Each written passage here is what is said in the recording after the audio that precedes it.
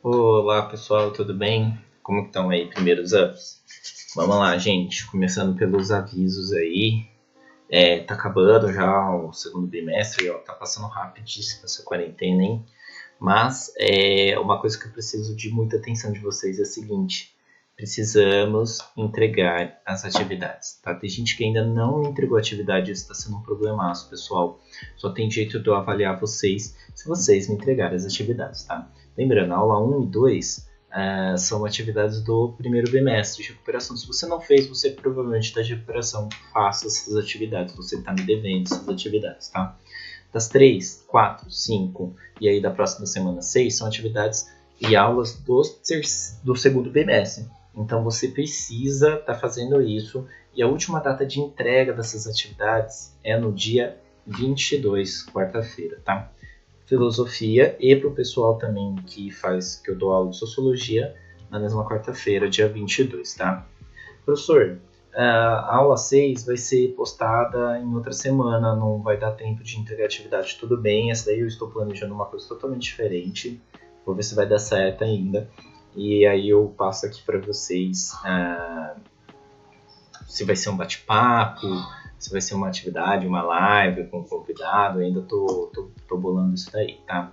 Então, no mais é isso, sem mais aviso, né? Chega de um monte de atividade.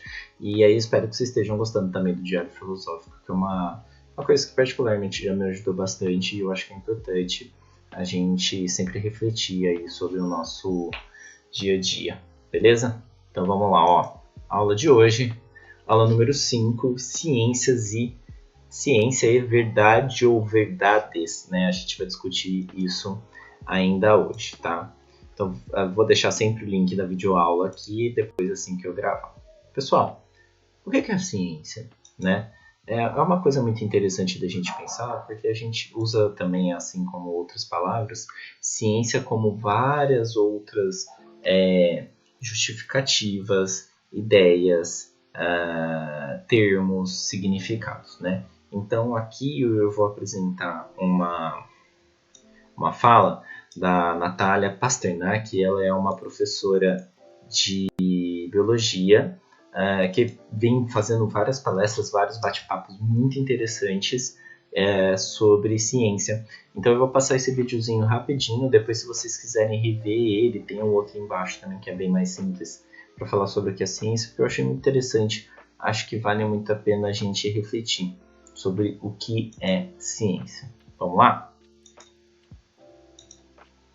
A gente tem falado muito sobre confiar na ciência, levar a ciência em conta para a formulação de políticas públicas, para a tomada de decisão. Mas afinal, de que ciência a gente está falando? E por que a gente deveria confiar na ciência? Como é que a gente sabe que a gente pode confiar na ciência?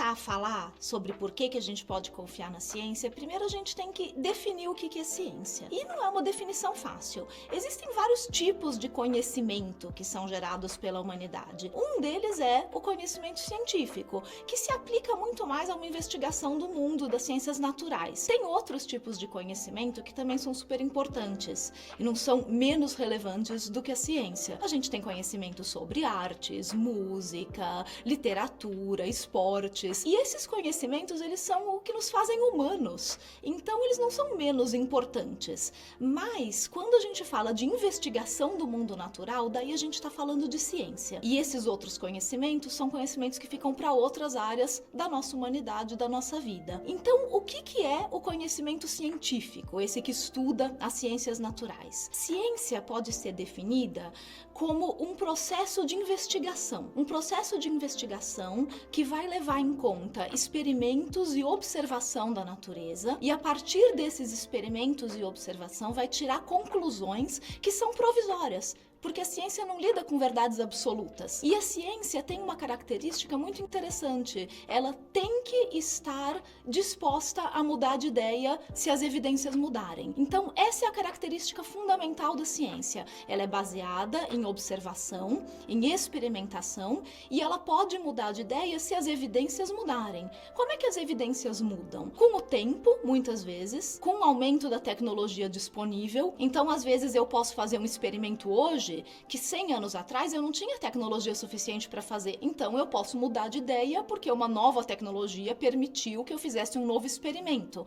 E é assim que a ciência muda. E isso é muito importante, essa capacidade da ciência de mudar, de corrigir os erros do passado e principalmente de nunca ser a dona da verdade. A ciência não é dogmática. A ciência vai chegar o mais perto possível da verdade com as melhores ferramentas que a gente tem disponível naquele momento, naquele contexto histórico. Outra característica importante da ciência que faz com que a gente possa confiar nela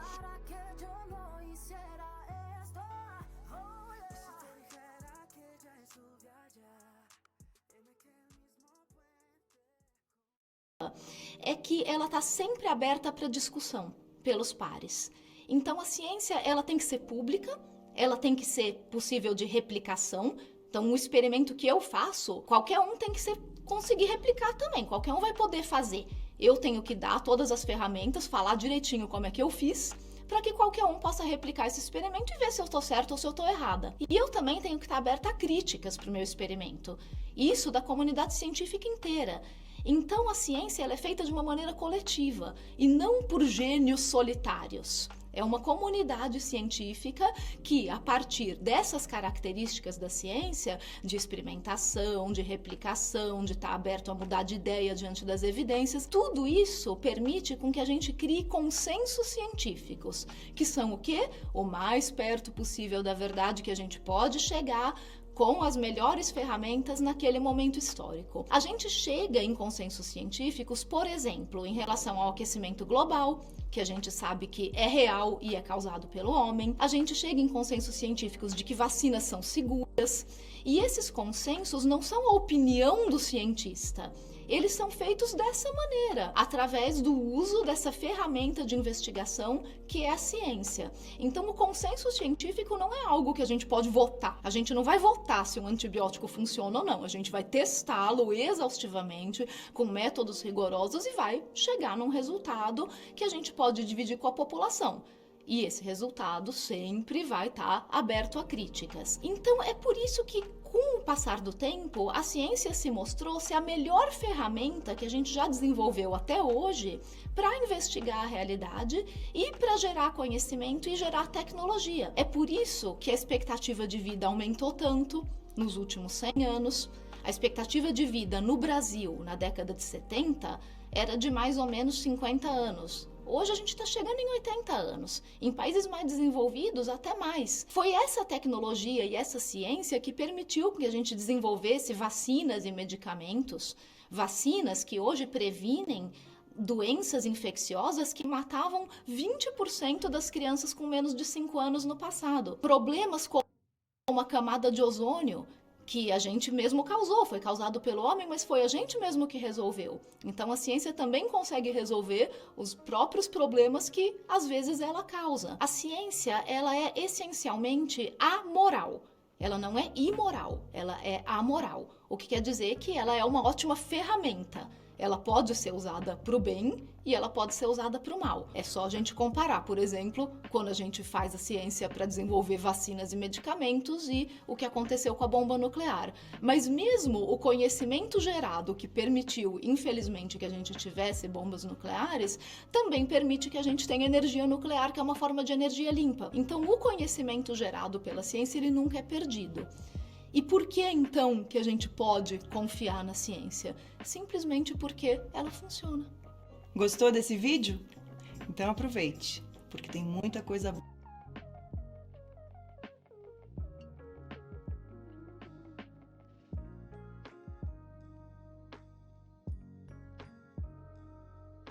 Muito interessante, né, pessoal? É bem legal a gente ter essa ideia, porque Normalmente a gente pensa em ciência, aquela coisa fechada, o cientista maluco, de cabelo em pé, com jaleco, mexendo com instrumentação, né? Na verdade, a ciência ela pode ser feita de maneiras diferentes, né? Então, ela representa todo o conhecimento adquirido através do estudo, pesquisa ou da prática, baseado em princípios certos, né? E aí é importante a gente entender o quanto que é importante a ideia de metodologia. Por quê? Porque, como a professora falou, se você faz ciência num lugar, você pode fazer ciência em outro, ou seja, um método, um estudo, uma prática, um exame, uma hipótese, ela tem que ser testada em vários outros lugares para que realmente ela se prove como adequada, como correta, como verdade, tá? Porém, a gente não tem uma questão muito fechada em relação à total definição de ciência. Isso é muito importante, por quê? Porque ela busca sempre se rever, tá? Qualquer conteúdo ou ideia que busque se rever, ele é muito válido, porque ele está em constante mudança, né? Antigamente a gente acreditava que as pessoas negras em 1800, 1900 eram seres inferiores, o que se provou ridículo, né? Essa ideia de eugenia, por exemplo, ela estava muito ligada a uma coisa que a professora falou, que é a ideia de moral, né? A ciência ela não tem que ser moral, ela é amoral no sentido de não definir um lado e sim apresentar o fato definido, tá? E aí ela está sempre se revendo. E se vocês quiserem, uma dica que eu dou para vocês, é muito interessante, esse programa chama Nerdcast.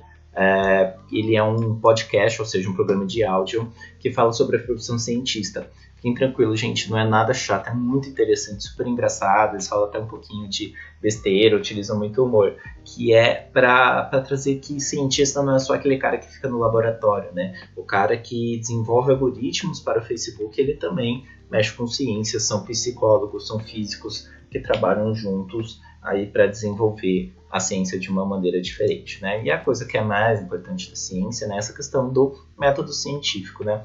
As etapas básicas, né, que a gente vê aí, que vocês já devem ter visto também em biologia e química, são essas daqui, tá? Observação, problemas, hipótese, experimentação e testes e resultados, né? Não vou me aprofundar, os professores de biologia e de química com certeza vão saber falar mais. Porém, eu trago para vocês aqui algumas ideias de como a gente chega a esse conhecimento, tá? A gente tem o indutivismo e o dedutivismo, tá? Que é uma coisa que a gente usa muito na filosofia. O que é indutivismo? Aquilo que induz, tá? Que leva a... Então, é um raciocínio que vai do particular ao geral, de maneira a postular algo que dê conta da maioria. A indução desempenha papel fundamental nas ciências experimentais. Então, se eu vejo que um determinado átomo tem um determinado comportamento, eu vou acreditar que aquele determinado comportamento naquela situação vale para todos os átomos. Como eu vou saber? Testando mais átomos, né? Então, eu vou pegar lá várias ideias diferentes, vários conceitos, várias experimentações, várias hipóteses, várias ideias, né? Então a gente traz aqui uma indução, ou seja, eu estou levando essa pessoa a crer que aquilo vai acontecer, tá? Agora, o dedutivismo é um pouco diferente. Ele é um raciocínio lógico que parte de uma certeza para a interpretação de dados ou fatos, né? Da causa para os efeitos, né? Da origem mesmo dos efeitos, porque nem tudo dá para induzir, né? Tem coisas que a gente precisa deduzir. E aí eu trouxe uma imagem aqui muito bacana, que é exatamente isso, ó.